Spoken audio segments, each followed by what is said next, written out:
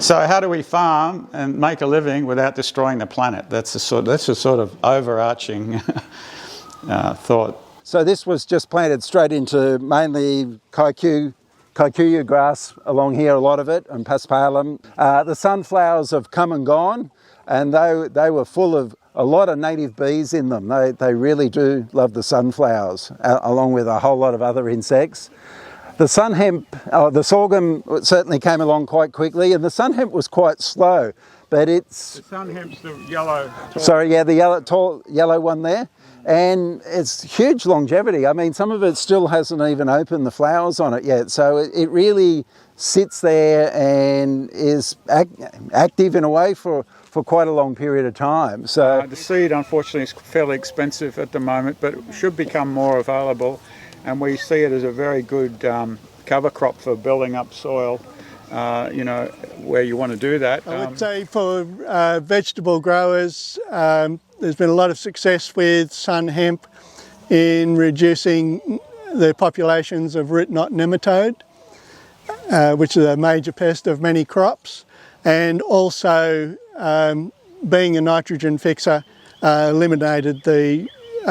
eliminated the need for synthetic nitrogen in many crops. Mm-hmm. So it's been very, very successful overseas, and it's been in Australia only a short while with commercial availability. So that is improving, and it is definitely one to watch. That's what my farm is partly missing, a lot of that shrub type material for birds and other insects in that, and also get shrubs that flower outside macadamia flowering too, so there is food there all year round for beneficials. Do you think sort of callistemony type thing? Yeah, things like that, right?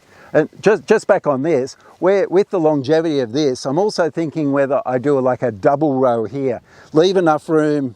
Macadamia farmers are also so scared about rats in cover crops. They're nasty things. Never had a problem with it, but if you did fill the whole paddock, you would certainly probably have a problem. So I'm looking at leaving another mowing strip between here, and maybe growing sunflowers with buckwheat or shorter living ones that might come up. You might take that strip out and replant that one, but this strip behind may stay for twice as long or 3 times as long that it's doing its job. So there's so many different ideas and things to look at on that front. Big push in the macadamia industry that mulch is great. Well, it is, but it's probably a third-rate cousin to living ground covers. What you get from that, roots in, opening the soil up, that exchange of biology between different species, it's just way better than just a mulch cover, which when you harvest, you have to remove anyway, and then you get rains like we've had, and then you've got erosion. So Ross's aims here is to have a living ground cover under the trees, right from this early stage right to the older trees. We'll walk over and have a look at the older trees later on, as against a herbicide strip or even non-living mulch, which happens on a lot of farms. So that's one of the aims of what he's been trying to do here, and I think very successfully. And as you can see, these young trees look terrific. A lot of the year there's nothing for pollinators, so these sort of crops can be like a bridge for pollinators. If you've got native bees or even wild bees or commercial bees in the area, this will help keep them around in the system. But Ross is mainly interested in insectaries and for pollinators at this stage of his crop, rather than building up soil with cover crops. So that's what we've done here. Ross has got 4 different stages of plantings here, and we're just about to do another one. So Chris has got a sweep net in his hands, and a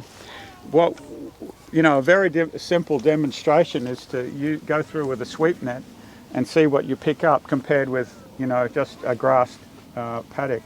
The difference is just incredible.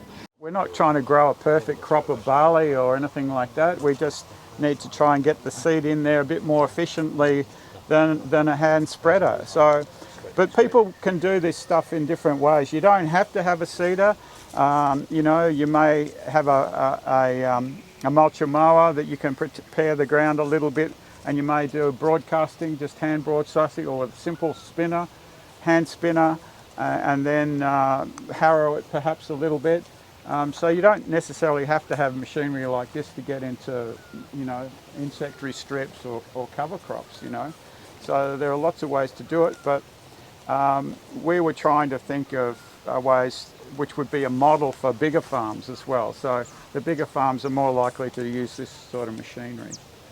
We like to put in, different types of species, and some of the beans and lupins and faba beans are very big seeds, right down to clovers, which are tiny. So it is a problem, and we had a lot of trouble trying to calibrate it for that, because the big ones will fall through, and then a whole lot of stream of little ones will go through, and it's very difficult. So what we've actually done, if you have a look later, we've put some bigger seeds in here, which we're going to do separately. We're actually going to plant them separately. 2 runs. Yeah, we'll do 2 runs. 35 minutes it does to do every 4th row, so there's no time at all. So, so it's not long to do that. So, but you can do a pre-calibrate. Before you do that, you can just lift it up, and this is about 850 millimeters around, and you can just turn that so many times. You put a marker, you put a piece of tape on here, and you turn it 30 times, and with some simple arithmetic, you'll know how much should come into here. But we've found that when you actually get it on the field, the shattering on the field and things like, the bumping around makes it a little bit more go through. So we get it roughly right by doing that, and then we check it with going down the paddock. and I find the soil's certainly soft enough that the cedar will go down, even this one here, okay. Farmers' friends become very dominant, but they're not a bad plant to have. The insects that come around are amazing. A huge variety will come and hang around farmers' friends and feed there. So it's not a problem. It's trying to suppress their numbers a bit, but I don't know whether cultivation's the way to do it, whether you just stir the seed around and it doesn't make any difference, but you just kind of disturb the soil biology. So my thoughts are not to. As I said, I ran the mulch mower over this about a week ago, and this one, you could see lots of farmers' friends had already shot in that week. So I've got a set of harrows which are just over there. We ran that down and back over that, and that kind of took all those out yesterday. So I'm really interested to see what people think about those ideas, or whether they've got any suggestions on that. But and probably worth talking about the seed we're growing. See, in macadamias there's a pest called fruit spotting bug, and it likes poddy things to feed on. So we would love to grow a lot more legumes and things like that, and we are growing legumes, but a lot of them produce pods that are the bugs like feeding on. So that's one of the things we need to watch in this system. So we need to not just plant it and forget it. We need to monitor it and see what's in there.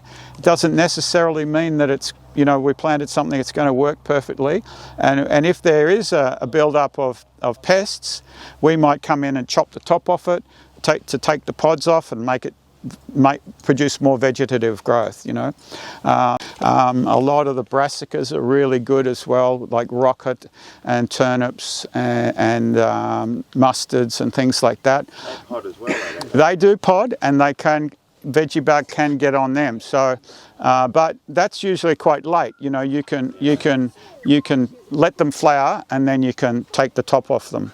Ross, at one stage, he had them up this high. He had various brassicas, just bees everywhere, and he needed to cut them down. So he used the bucket on the tractor in the front to disturb all the bees, before he came through and chop the top off and then let it grow back again. That's right, because there's all those management issues. Like I had the compost trucks come in. They did the first row down there with the truck, and the tail shaft was this big in diameter. When they'd done the first row, it just wrapped the whole lot around it, even though I'd squashed it down. So, all those things that, this would be really good to grow, but how's that going to work as a management thing for running? Just coming back to the brassicas, you do have to be careful with these if they do seed, because they can become very weedy. If you're near a native area, you've got to be very careful. You don't want brassica seeds going into the bushland. because they'll just keep coming up, and it's a hard seed that.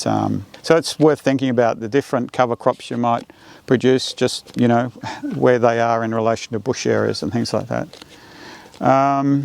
The other ones, some of the other ones were other legumes are the vetches, and we have used field peas and cowpeas, and we have tried a bit of lucerne as well. We get a bit of lucerne coming up, and a lot of white clover in patches. There's good white clover over there. We'll go over and have a look later. But just on this cedar, you can see it's got two discs there that meet at a point in the leading edge, and they cut and open up the soil, and the seeds dropped into the groove with this via that tube there, and then it's pressed down with this roller at the back. We've found that the big seeds definitely need to be drilled in, but a lot of the smaller seeds, we'll probably drill these ones in, but the smaller seeds we're going to plant some clover and things like that, a bit of lucerne, pull this hose out and just let it drop on the ground, on the surface, and running through the back here, it'll get pressed just into the soil. We don't want it too deep. Those tiny seeds, can just get smothered if they're too deep. The company that's made this one's actually imported from China, and it's come up from Victoria, the importers in Victoria, and now they're actually building their own in Victoria, and they've modified it. They've made it heavier. And they have a single disc that's on a very slight angle, and then they have a chute that drops the seed just behind the disc, and then it's got much heavier rollers that roll it in. So it's a much heavier machine. It's almost half as heavy again. So there's a lot of interest, in regenerative farming in pastures now. So the newer version is heavier. It's probably more like $15,000 instead of $10,000, and it's made in Geelong in Victoria. So trying to produce as many inputs on the farm as possible, use the sunlight and the capacity to grow cover crops to build up your carbon or maintain your carbon rather than bringing materials in off the farm. It's happening in Europe already. They're having to audit their inputs much more carefully. How much diesel they use, how much electricity they use, all those sort of things will come into the farm's footprint. And fertiliser is a huge one for a lot of farming systems. But quite a marked difference between how it grows in these smaller trees with more sun compared to down in the mature trees where they're getting less sun. It's more work to go on that, looking at that it does grow differently. And we're also very conscious of trying not to cultivate where there's a slope. So where we go into steep little bits, we don't plant in those areas because we don't want to disturb the soil too much.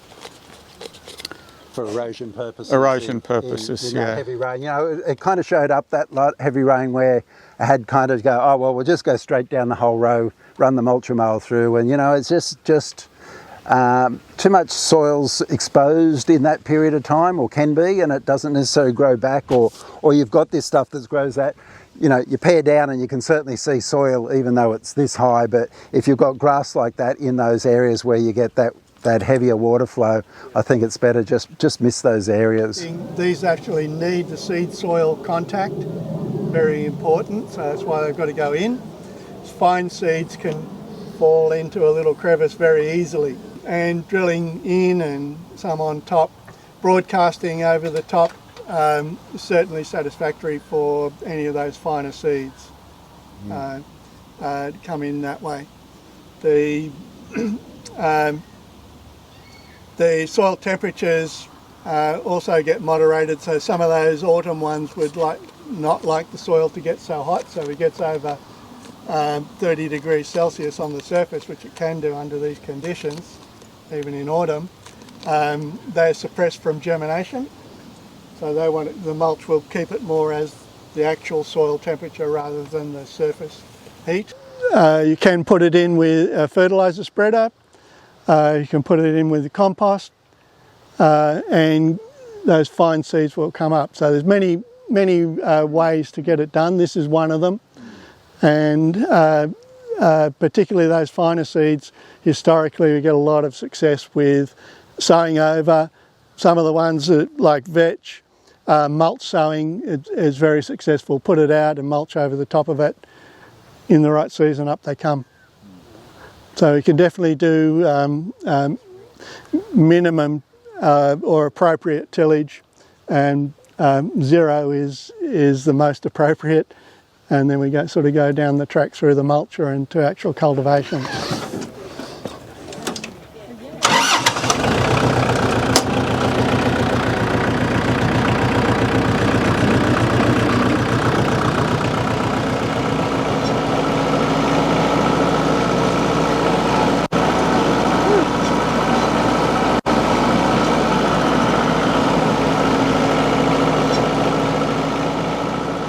Calibrate it pretty easily, Yeah. and then you can just set your walking pace or whatever, and it just keeps consistently throwing it out at that at that And setting. they spread quite away too. Oh yeah.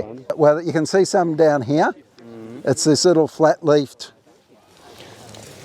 one here, Oh yeah, yeah. and if you mow it, it'll go like that. I've got right. patches across the orchard, Yeah, I know, and I know. as you can see, everything else will grow up through it. Yeah. And you can see nuts just sit on the top of it. Yeah, So right. it's Good for the orchard. I wouldn't mind growing that sort of like a metre either side of the tree, dominant, because with macadamias, that's where you're using a sweeper. And if you don't have good ground cover, or even grasses like Microlina, which is a native, it's kind of an upright variety. So you just sweep around the tufts. So you're still removing soil, where things like the dichondra or the broadleaf carpet grass is quite good. And you're just not moving soil. Yeah. So I was going to. The sun hemp, it turns into a pod, obviously. well, I don't. Will it here, Dave, or even here? Yeah, it does. So then you don't want it to do that. Years there, and it's podding. Yeah. I wouldn't be so worried. Got to look at the silver lining. Is The fruit spotting web's already done its damage, I suppose, or is well, it the next no, generation? it's coming around. That's a good place to release your anastatus if it's actually an attractant Yeah. to them. And so the other thing we're looking at, Yeah. we might have green veggie bug on those pods, but are they going to move to the trees, or will they just not do that too? You know, it's like you don't want to see problems that don't really exist, but you know, you do have to observe that and see what's happening. So it's grabbing around this point, and then you can either look at the insects, sort of from here is one way without going to things, or have a collection container where you can actually just sieve them through. Yeah. The only thing to worry about is, I guess, bees. So you don't want to obviously get stung. So it is, it's not an easy method to put them into things. But if they're starting to sort of crawl up near the top, again, it's just redoing it, and they all get sucked to the bottom again, and then just holding it. If you really want to catch the insects in there and have a look at them in detail, you can put things like methylated spirits, which actually, or at least subdue them, if not kill them, and then put them out into like a white board. And then you can get a better idea of what they are. So between 10 and 3 p.m. It's the best time. And again, if you're doing these sort of multiple times in the year, keeping that consistency, else if you do one really in the morning, it's going to be quite different to the middle of the day. It gives you a general picture of what's happening in the orchard. Like we did a demonstration where we did the sweep net just on the grass, compared with in the interrow, and you know, we got next to nothing on the grass, and we got dozens of things in the sweep net, and lots of ladybirds and other predators and things, lots of parasitoids, bees and things like that. So we're trying to increase the numbers of these types of species to create food for each other and to provide this buffer in the system. So without that, if it's just grass here, this crop would be much more susceptible to pest incursion. In particular, we got into this with the lacebug. The lacebug is a really devastating insect that that gets into the flowers. And what we'd felt was the macadamia farms had become too sterile. Too much mowing, and a lot of, in this area, only 2 species would be growing on the farm. One would be macadamias and the other would be smothergrass. So it was a very sterile system, hardly any lacewings or ladybirds, and spiders, which are important predators of the lacebug. So Ross has had negligible incidents of lacebug on this farm since he's been doing these practices. The general advice can be almost to spray, do preventative spray. In the macadamia industry, it's to do preventative sprays for lacebug, and then to do preventative spray for late spotting bug, even though there mightn't be anything there. And if Ross had followed that advice, he would have sprayed at least 2 times unnecessarily. He didn't have lacebug and he didn't have late spotting bug. So this is the benefit of this diverse system, but also the benefit of ongoing monitoring in your system.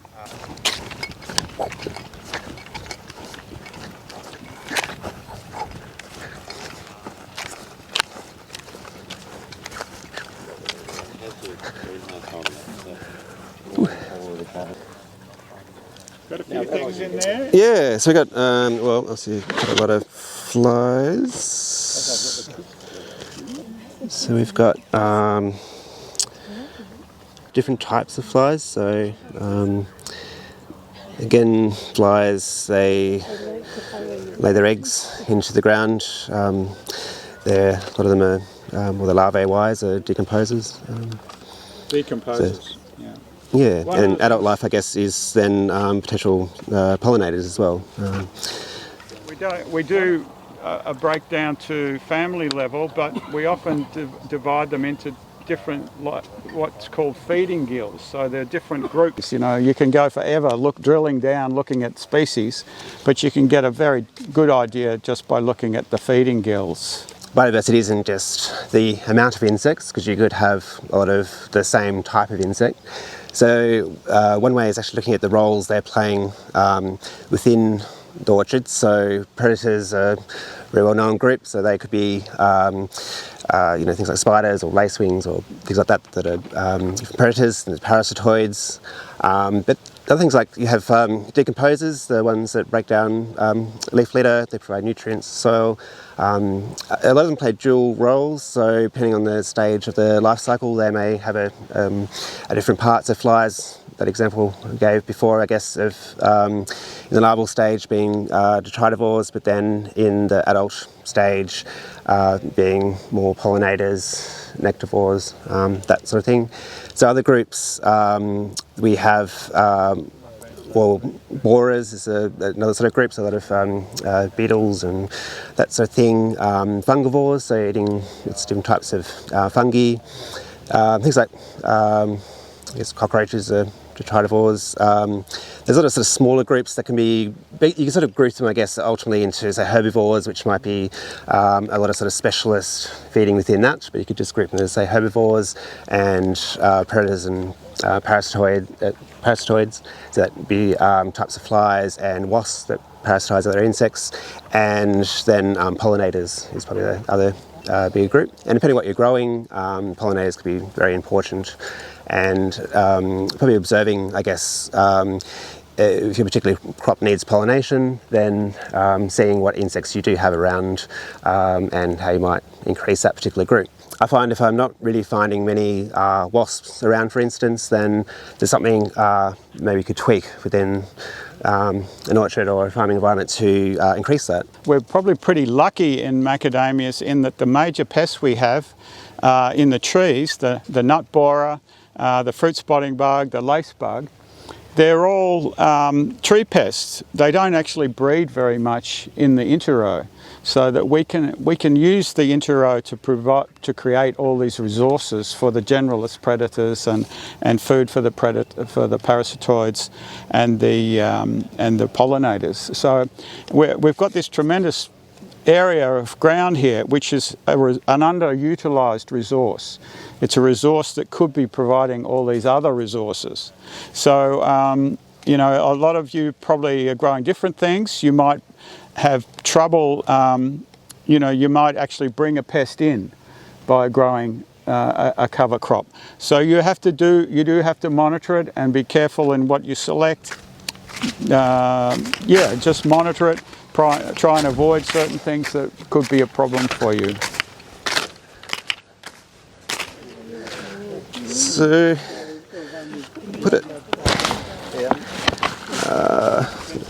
Oh no.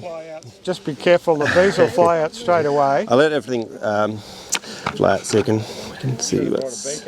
But there go the bees. Okay. Pollinated. Yep, there's the moths. See, do get a bit of vegetation in them, so that's. Ladybirds.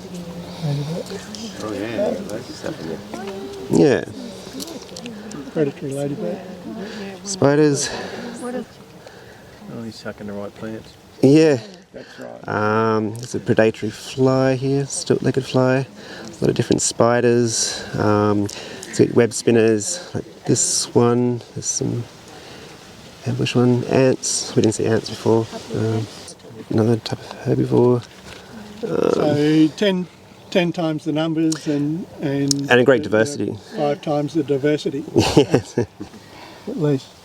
When we did this last year, we would have got a dozen spiders in there, and you know, almost a dozen lady beetles, you know, in one little sweep. Beetles are actually like the most diverse insect group, and so we often don't capture them well in, we're not sure in a sweep net anyway. So putting little cups in the ground, you can either just put a little bit of salt with the water, and that'll keep it preserved. Yeah, and that's why I'm looking at your beetles and that thing, that sort of way. Yeah, like assassin beetles and stuff like that. Like, do you survey for least living? Yes, otherwise, I guess just sitting and watching a plant for 20 minutes and seeing what comes along to it. And I always find the longer you look at a plant, the more you sort of see insects within it, then realise actually how much is there. Like these are just getting a mild sample of what's sort of flying off the plant as I'm going along, but there's a lot of sort of cryptic insects that hide within, more just hiding away, I guess, and that sort of thing. So yeah, you probably do multiple methods. Like there are a number of methods that are used by entomologists, and they'll get a different spread of things. Yeah. Beet sheet, but you can also use that with these sort of cover crops, but also macadamia trees. Is have a white tray, hit the branch onto it, and you get knock a lot of those insects you'd find. And it's a matter of I think that's a big tray, and seeing what comes onto it. I didn't really particularly get anything there, but other way, I like using water traps. So I put yellow is probably the most attracting colour for generally, and just a plate on the ground with a bit of water, a bit of detergent to stop them, the meiosis layer to trap them. And that's a really good way of finding about what wasps and flies are about as well, in particular. Here at Ross's farm, we've got 17 different species sort of within one trap, and we found some parasitoids that we know in the same family and genus for the macadamia seed weevil that do parasitise that. We also found egg parasitoids and different types of larval parasitoids and that sort of thing. It showed that there's actually quite a really healthy community here of wasps on this farm. And have you done any work on subsoil biology? No, I've done a little bit of so getting the leaf litter and putting it through a sieve, and then sieving, seeing what comes out that way. Another way is to find out, okay, what's laying eggs within the soil, is to again get where you've got mulch and put it in like a pillowcase or some sort of bag, and just sort of leave it for a couple of days and see what emerges out of it. Because even as an entomologist, larvae are actually quite difficult to identify, and so it's better if they're in their adult form and you can ID them better. One of the ideas with these cover crops is, you know, you have a lot of traffic in these farms, a lot of mowing, a lot of harvesting and various functions with heavy tractors, and you get a lot of compaction. So, and then when you get compaction, the roots of the plants can't get into there's no oxygen in that soil, and then when you get a heavy storm, the water won't penetrate. So one of the farms which did remove every second row, they put their cover crops in, and that farm is on reasonably steep country, steeper than this country here, and they used to get a lot of water running through their farm. Once they put their cover crops in, the amount of water running off was way down. And also it means you store that water. You don't need it so much at the moment, but a lot of the time of the year you want to catch every drop of rain that lands on your farm. Even if they're planted on the contour, the water still runs down the hill, and so every fourth row you need a contour cut-off drain to stop that from building up in volume and causing the same amount of problem. Any water that's coming from that farm there hits that drain and goes down, because it all ends up back in this bottom corner of my farm. So before it had come across this way and then go back into the farm and then out of the farm. So now it's just directed down the edge of the farm. Yeah. So. And I'll show you when I get up there. I showed Dave I've got a map of the farm, and after that heavy rain I kind of mapped out where all the bits where there was a bit of soil movement from that, some worse than others, so that's where I'm going to change my management look like. You know, maybe I have to remove some maca trees, or they get a severe pruning to get more light in, to get that denser ground cover in those areas. So, you know, soil erosion's a crime, you know. I'll quickly show you what I'm doing with the pruning. I'm really quite excited with how it's working out. It's because macadamia trees, they're only one step away from being completely primitive, you know, straight out of the rainforest. So they're not like all that we've had with apples or stone fruit, you know, over the times that, you know, they're way removed from what a wild tree would have been. So we're still working with wild trees. So it's they don't necessarily do what you want them to do. So what I'm doing is removing one limb, and I don't want them to be really taller than about 8 metres, because if you have to do that dreaded spray, or for just to be able to monitor, 8 metres is really where the effectiveness cuts off. With like macadamia seed weevil, indoxacarb, which is now used to spray for it, if you have to spray again, you've got a coverage problem. So, you know, we've found that in the last 3 years, after that spray, there's never another weevil in the orchard. And I collect nut off the ground before and after spraying that's been laid in, and wait till that hatches, and we're extra hyper vigilant then, but we can never find another weevil. So tree height's a key part to that. So keep it down and keep it open. And I'll show you over there, broadleaf carpet grass. When it's mowed short, piece of cake, and it's still, with that cloudy weather, it's been good in that front, because I'll probably start a harvest tomorrow again and it'll pick up. But once it gets a bit longer, sometimes it's a bit harder to get the nut out from it. But as you can see here with the dichondra, I'll just throw a few nuts there. They're not going to be hard to pick up. In pastures, you might be getting 15 tonnes per hectare of dry matter turning over on the side. Well, 15 tonnes of dry matter to harvest out of here is problematic. So the selection of species has to fit a number of criteria, and broadleaf carpet grass is one of the latent species which has been hanging around for many decades, and when the shade level gets right, it will usually volunteer. So it's not a high volume producer, so it's not good for grazing, but for this purpose it can be very useful. It also backs off during the winter a lot, so that's your main harvest season. Later on in the season, the prairie grass will be rampant through here, and it will be full of lacewings.